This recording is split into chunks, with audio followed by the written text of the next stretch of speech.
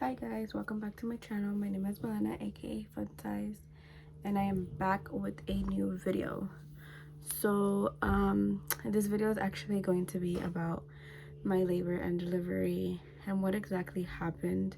Like I said in that video, I wasn't able to record much only because I was in pain, either from the IV or the contractions.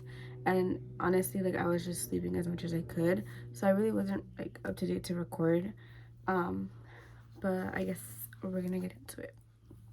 I'm actually gonna do my makeup while I tell you guys. So yeah.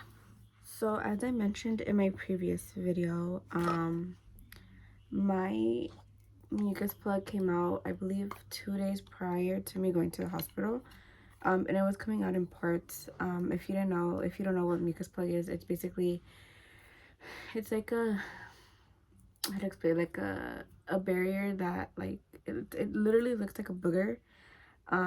It basically blocks like any bacteria going into like the placenta and to the baby. So usually they say once the mucus plug falls out, it's either within like 24 hours or like within that day hours. It honestly just depends on your body. You could go into labor.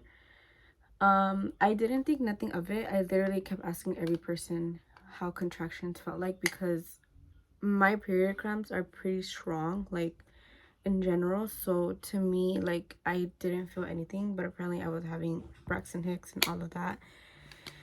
But to fast forward to you, so my mucus plug did fall out 2 days prior to that. So the morning of the 15th, again, more mucus plug fell out, and then it kind of had blood, which was normal from what I researched. So I didn't really think nothing of it. I went back to sleep, and then I woke up again like around 8ish. I went to go pee, and I noticed that like my underwear was like wet, like TMI, but it was just wet, like if I had peed myself, kind of, not literally, but like kind of, like if you laugh so hard and your little pee came out, that's how much it was. So I was like, oh, maybe it's just discharge, blah blah blah. So like I ended up touching it, and it was water. So I kind of got concerned, whatever. But I really wasn't that concerned, 'cause like I said, my body wasn't dilating at all. So I was literally stuck at 0 centimeters. I was doing everything, like the tea, the dates, bouncing on the ball, the curb walks, everything you could think of. And nothing was happening. I wasn't dilating, and I was getting frustrated because I didn't want a C-section. So so like I said, I didn't really think nothing of it until I sat down, and then more came out, and I literally just stood there, and I looked at my boyfriend, and I was like, I literally think my water broke. And he was like in denial, like, no, you're just tripping, like, da da da, whatever else. And I was like, no, like, I really think my water broke. So he's like, called up, my mom started freaking out. She's like, call the hospital, see what they tell you, blah blah blah. And I was like, no, like, I'm gonna just wait it out a little bit, like, maybe this is not it, like, maybe it's just me like discharging or whatever. So then maybe like couple 15 minutes passed by again, and more started coming out. So I kind of started freaking out. I went to the restroom and I checked, and it was water. So I ended up calling like the hospital, and she basically told me, like, since it was so spaced out, to just wait a little bit, put on a pad, and then if more, like, wait 2 hours or 3, if more comes out, then just come to the hospital and I could get checked. But me being anxious, first time mom, I didn't know what's happening, so we ended up going to the hospital probably like 2 hours later. Mind you, my bags were packed, but I was still missing some stuff. My boyfriend's bags were not even close to packed. Like, I was missing some stuff. Like, I honestly, like, I went in hopeless, thinking like, oh, maybe I'm just stuck at like 1 centimeter, and or maybe I haven't even opened up. I probably opened up like half a centimeter. So we just took our stuff just in case. Like, I was like, no, we're probably not gonna stay, like, it's just gonna be us. So we ended up getting there. We went through the emergency department. So I kind of told her what happened. Quickly, they checked me in. They took me up to labor and delivery. You know, they checked my vitals and stuff. And as soon as I got there, like, the nurse was nice. Her name was Marisol. And she was like, oh, what's going on today? Like, because she saw me freaking out. And I was just like, oh, and I had spoke to her on the phone. And she was just like, oh, like, okay, let's see. Like, let's get you in the gown, take off all your jewelry. Like, we're going to test you. And I'm going to also see how far dilated you are. And I was like, okay.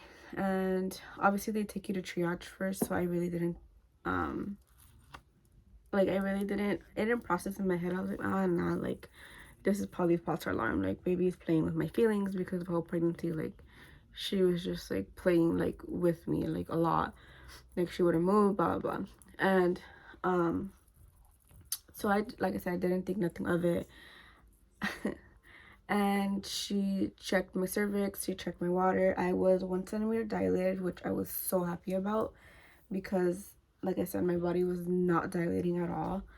And I was just getting so frustrated because my due date was literally the week after, and he had told me that I was either gonna get induced or possible C-section if she doesn't want to come out.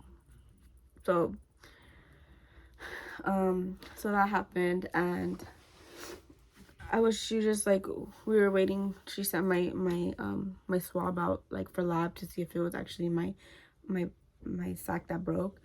And I was just waiting, and then I just remember, like, the girl next door, like, she was also, I guess, I don't know how far along she was, but her baby was coming too. And I remember the, like, the admitting team coming and like telling her, like, oh, I'm admissioned. And usually, for those that don't know, like, if admission comes to you, it's like you're either gonna get admitted or stuff like that. So I texted my boyfriend. I was like, oh, the lady next door, like, she's gonna get admitted. Like, it's crazy. Like, you know, she's probably gonna have her baby soon. I guess I didn't think nothing of it. And next thing you know, she comes to me and she gives me a folder and she's like, what's your name, blah blah, information. I was like, oh yeah, this and that. And in my head, I was just like, oh, maybe she's just updating my chart. Like 10 minutes later, the nurse comes in and she's like, oh, yeah, so your water broke. It tested back positive, and we're admitting you. Like, because my doctor was in that day, and he was like, oh, she was like, oh yeah, like, we're gonna ask him what he wants to do, like, if we're gonna start you on medication, or whatever else. And I was like, oh shit, like, it's happening, like, it's happening today. So I quickly texted my mom. I called my mom, I called my brothers, I called my sisters, I called everyone that needed to know. And I told them, I was like, oh, like, you know, like, I'm being admitted, baby's either coming today or tomorrow. And like I said, I was freaking out. I was excited. My emotions were just everywhere. So at that point, it was like around 12:30 that they admitted me. They took me to the room that I showed you guys, and then they basically just kind of gave me the rundown as to what doctor's plan was going to be, and that doctor was going to come in and just let me know what's going on, blah blah blah. So here we are. I'm all changing the gown, changing the socks, you know, had to take off everything. They put my IV, which was very painful, and I still have, like, the little circle thing. My hand still hurts from it. So they put the IV. They took out blood, like, just to see what kind of blood I have, and so on and so forth. So I was just waiting there. My lower back was just hurting at this point, which I didn't even know if there were contractions or not. Like I said, I didn't know. So doctor came in and he basically told me, like, okay, we're gonna start you on Pitocin to get the process going, because, you know, baby can't be without water and so on and so forth, even though it's not that crazy because your water didn't really all break, like, you still have some there, baby's fine, like that. And I was like, all right, like, cool. And he's like, you'll either have this baby today or you'll have it tomorrow. And I was like, all right, cool. So they started me on Pitocin. They started me at 2 milliliters per something. Didn't feel anything. They upped it to 4. Still didn't feel anything. And then they upped it to 6. Once I hit 6, I was like, oh, this is nothing, you know, like, it wasn't hitting. Until 20 minutes later, I was literally sobbing. When I tell you sobbing, I was sobbing and screaming, telling my boyfriend, like, I can't do this, like, those contractions, I I think they were worse than my kidney stones. Like, I couldn't, I couldn't. That's all I could say. Um, and I had gave myself to 12 a.m. to get the epidural, because obviously I was trying to see how much my body could take or how much I could take, and clearly that didn't work out. Um, so yeah, I was trying to see up to where I could take it, but I believe I took the epidural at 9, because it was to the point where I just felt my whole, like, my body was just knotted, like it was knotted. And when they, and me thinking like, oh, I'm probably at 4 centimeters, 5 centimeters, because this pain is crazy. I was only at 2 centimeters, girl. So I ended up asking for the epidural, did not feel one little thing, didn't feel him put in the needle. Literally, like, I guess like once you get the pain, like you're so stuck, your mind is so stuck on that pain that it's coming again, that you just don't even feel the needle. So at that point, he put in the needle, whatever, everything went well. It worked in an instant. And this was like around 9:30ish already. I was only 2 centimeters, like I said. So I was progressing pretty slow. So I just ended up knocking out as much as I could, even though I couldn't really move. And I thought I was gonna freak out because, you know, if I can't feel my legs, like I tend to freak out, like I get anxiety. But it was pretty fine. And then around, I want to say 2 or 3 in the morning. No, they didn't. So they weren't able to check me like every 2 hours how a normal delivery would be, only because my water broke. So they would try to avoid like me getting bacteria up there for baby and stuff. So they would check me every 4 hours or prolong it. So at this point, the nurse ended up checking me at 4. So I was going in and out of sleep. Boyfriend was going in and out of sleep. And stuff like that. My sister was in and out of sleep. Nurses kept coming in asking me if I was okay. At one point, I was really thirsty and I had asked the nurse if I could drink water, and she told me no.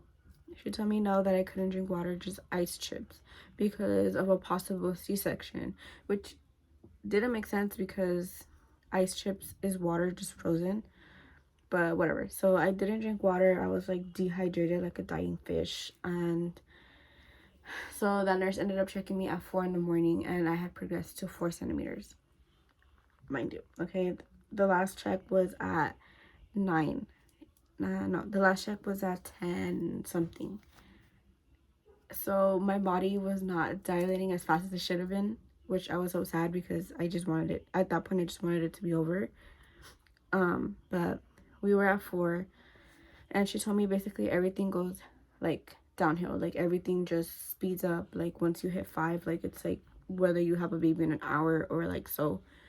So when she told me that, I kind of got happy, so I went back to sleep. Like I said, she's like, just get rest, like get ready to push, and so on and so forth. So the new shift comes in at 7 ish, and I think I woke up at 9. And she introduced herself. She was the sweetest person ever, and she asked me if I wanted water. So I told her what the nurse told me, that I couldn't have water because of a possible C-section. And the nurse was like, I've never heard that. Like, you could have water. Why aren't they giving you water? So she's like, here, I'll get you water. So she got me water. I ended up drinking a shitload of water. So by that point, I think I was just trying to relax and trying, because, you know, they say like you have to remain relaxed because so your body dilates itself, or I forgot something in the lines of that. So I ended up relaxing myself, trying my best not to freak out, and so on and so forth. So I believe like around 11ish, doctor came in, which was not my doctor, but the doctor that was covering for him came in, and he told me that he was going to check my cervix and see how far I was. So he checked me, and I was 7 centimeters. However, the baby had pooped a little inside of me. So I started freaking out because usually, you know, at least for me, like with my mom, I pooped in her stomach too, and it was like an emergency C-section. So that's literally what came to my head. I was like, oh my god, I'm gonna have surgery. Like, I don't want to have surgery. Like, recovery is a bitch. Like, oh my god, you know.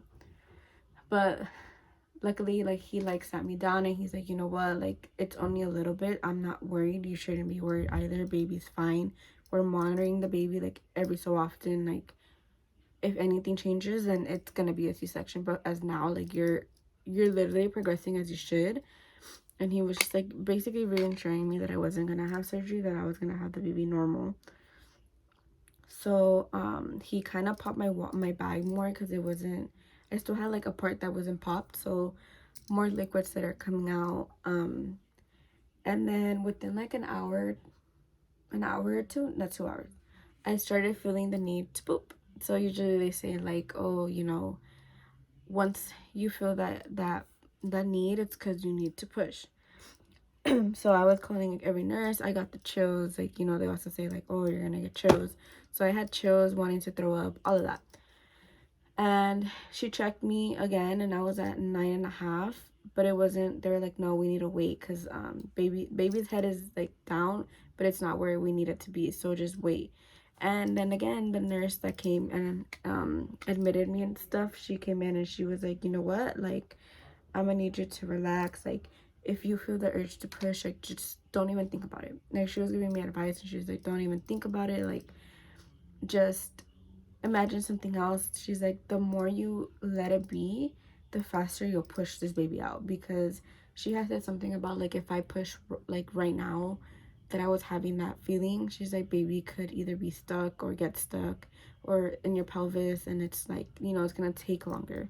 And I was like, okay. So I like, they flipped me over on my side, like a rotisserie chicken, and they were just flipping me back and forth, so I was able to dilate more. And it got to the point where I had to call her again, and I was like, no, like, I really like need to go to the restroom. So she's like, okay, let me call the doctor and see what he wants me to do. So she left for a little, like maybe 5 minutes, and I literally kept telling my boyfriend, it's like, I need to push. Like, I don't know how many times I need to say this, but I need to push. So she comes back and she's like, okay, I got the okay to check you. And I was like, all right. She checks me, and like I said, needed to push. She was literally touching the head of the baby, and she's like, okay, we're changing everything, like we're gonna start. And Aaron wasn't in the room, but he was outside doing something, so I had told my sister, I was like, hey, text Aaron, like, let him know, like, it's go time, like, we're gonna practice pushing now. And she was like, no, no, no, like, don't call him, like, it's gonna take 2 to 3 hours. Girl, when she said 2 to 3 hours, I was like, I am not pushing for 2 to 3 hours. Like, we're doing the shit and we're gonna do it now. So she called Aaron got there, I was already pushing, my legs were up. And obviously the question, like, my first time mom, so the question is, how do I push? So I literally told her, I was like, how do I push? And she's like, literally push with all your strength. And I was like, okay. And mind you, I had seen videos and like people like blow their vessels because they're pushing so hard. So I was like, oh my god, my face is gonna be red, like my eyes, blah blah. So whatever. At that point, I was feeling the contractions in my stomach. So she was like, every contraction you get, just push, okay? And I'm gonna tell you, we're gonna count and just breathe and push. So I believe I pushed for about 3 times, and baby's head was past my pelvic. She was already like there, like she was feeling her. And then she told me to stop, so I stopped, and she's like, okay, I need to call the doctor, like he's on his way, we're having this baby right now. And I think within those 3 pushes, it was about already like 15 minutes, because of you had to push every contraction. So I was just there, baby's head was there, I literally felt baby's head, like you feel like a huge amount of pressure. So she's calling the doctor, and I'm like feeling her head move, and I start freaking out because I'm like, I'm not pushing. So I asked my boyfriend, I'm like, hey, like, is her head coming out? And I was like crying at this point because I was like, oh my god, this baby's gonna come out of me flying. And he's like, yeah. And then she ended up like coming, she's like, yeah, like with every contraction she's basically pushing herself out. So by that point, when the doctor got there, and they called the respiratory team because, like I said, she had pooped herself, so they needed to make sure she didn't inhale it and all that. So respiratory, the NICU was there just in case. Excuse me. When the doctor had got there, her head was basically out. So he just told me, he's like, oh my god, okay. He's like, and he sat down, he's like, I'm gonna just like need you to do a little tiny push. So I did a little push and she was out. She was literally out. She was born at 2:25 on December 16th of this year. And yeah, so the NICU took her and they basically like put her upside down just in case she didn't digest something. And I heard her cry for the first time. I felt relieved that she was, here. But, I still had to deliver the placenta. So I guess I just went blank and I just didn't do anything anymore. I was just there like, oh my God, like, what just happened? Like, I literally just gave birth to a human. So I kind of like I said, I just went blank and didn't really pay attention to anybody. My boyfriend was with the baby. My sister was with me. She's like, "Are you okay?" And I wasn't answering. Like, I was just like, "What the fuck just happened?" So everything went well. Baby was well. She kind of tore me, so they kind of stitched me up a little bit. Wasn't too dramatic. And yeah, that was basically it. That was my whole labor and delivery, which was crazy because I was in labor for 26 hours. So I was in labor for 26 hours, got my epidural at 2 centimeters because I could not. And yeah, once you hear that baby cry, once you see her, like, it just changes. Like, everything you just did is like worth everything. So I believe now what people were telling me were just like, I'm just like, wow, like, that's actually what happens. But yeah, so after that they just basically pushed my stomach down, make sure everything was coming out as needed. They wore off my epidural. Baby was fine. Gave her to me finally because they couldn't place her on my chest because of the whole NICU stuff. So they just placed her on my chest. I breastfeed her within probably like 30 minutes of her life. And yeah, so right now she is a week old. She is sleeping right now, but everything went smooth. Everything went fine. Honestly, I don't know if I would do it again. But it was worth every bit of pain. And yeah, now we have a baby. And she's finally here and I can breathe. But that is the end of this video. I don't know if I'm missing anything. I probably am. But for the most part, went into everything. Like I said, I didn't record once again because it was just, to me, it was just, everything was just going on. Everything was going on the opposite that I wanted to. Like, in my head, I was gonna have a smooth delivery, get my epidural 5 centimeters, blah, blah, blah. But, not everything goes as planned. I'm just glad that she's here and she's good, healthy, and everything. And I'm happy as well. So, I am gonna be posting more videos about her, including her. Probably, most of you guys know her name, but not her full name. So, I'll probably do a video on that and how life is with her. But that is the end of this video. I hope you guys liked this video. Please like, comment, share, and subscribe. And yeah, just stay tuned for more videos and we'll see what this adventure with the new baby leads to.